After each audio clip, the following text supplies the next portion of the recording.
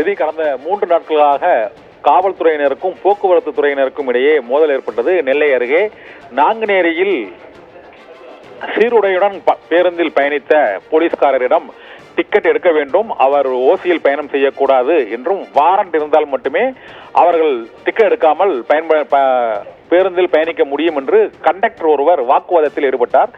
இதனால் அந்த காவல்துறையினர் மீதும் நடவடிக்கை எடுக்கப்பட்டது. இந்த சூழ்நிலையில் அதற்கு அடுத்த நாளிலிருந்து பல்வேறு இடங்களில் போக்குவரத்து துறையினர் மீது காவல்துறையினர் பல்வேறு வழக்குகளை தொடர்ந்தார்கள்.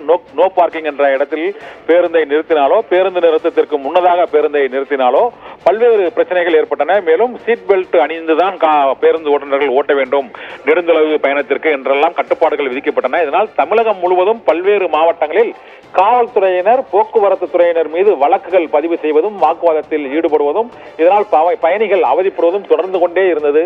இந்த சூழ்நிலையில்தான் இரு வாக்குவாதத்திலும் மோதலிலும் ஈடுபட்ட அந்த காவலரும் நடத்துனரும் இப்பொழுது ஒருவருக்கொருவர் சமாதானமாக பேசி இந்த பிரச்சனைக்கு முற்றுப்புள்ளி வைத்திருக்கிறார்கள். இந்த பிரச்சனை தொடர்பாக போக்குவரத்து துறை செயலாளர் பனீந்திர ரெட்டியும் உள்துறை செயலாளர் அமுதா உள்ளிட்டோரும் பேச்சுவார்த்தை நடத்தி போக்குவரத்து துறையினர் காவல்துறையினர் இருவருமே மக்களுக்கு சேவை செய்யும் துறையினர், இருவருக்கும் இடையே கருத்து வேறுபாடுகள் இருக்கக்கூடாது, இருவரும் மக்களுக்கு சேவை செய்யும் பணியில் ஒற்றுமையோடு செயல்பட வேண்டும் என்பதை உணர்த்தும் வகையில் அந்த கண்டக்டரும் நடத்துனரும் போக்குவரத்து காவலரும் அந்த பேருந்தில் பயணித்த காவலரும் சீருடையுடன் ஒருவருக்கொருவர் பேசி கைகுலுக்கி அவர்கள் கட்டிப்பிடித்து சமாதானம் அடைந்து கொள்ளும் காட்சி இப்போது வெளியாகி இருக்கிறது.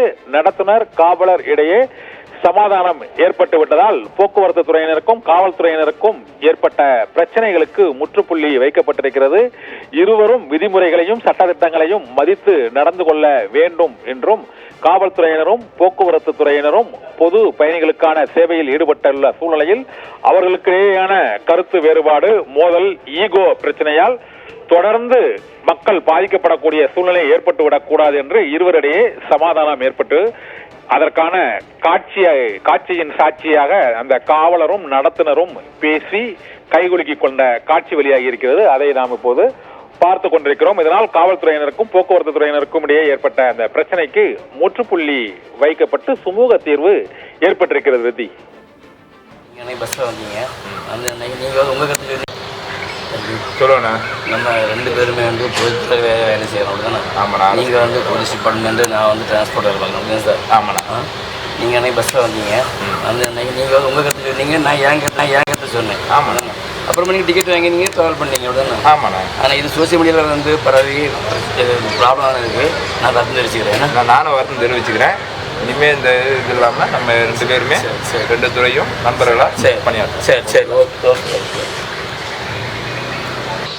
சரி சரி சரி சரி சரி ஓகே.